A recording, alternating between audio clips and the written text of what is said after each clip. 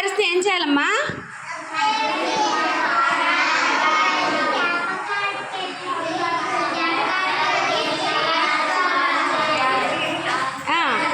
కుళాయి దగ్గరికి వెళ్ళి నొరగ వచ్చేంత వరకు సబ్బుతో కడిగి పావు గంట వరకు కడుగుతూ ఉండాలి. Very good. తర్వాత ఏం చేయాలి?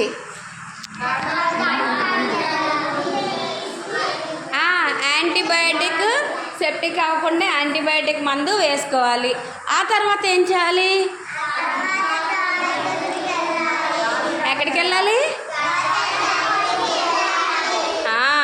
డాక్టర్ గారి దగ్గరికి వెళ్ళి డాక్టర్ గారు ఏం చెప్తే ఆ నియమాలు పాటించాలి.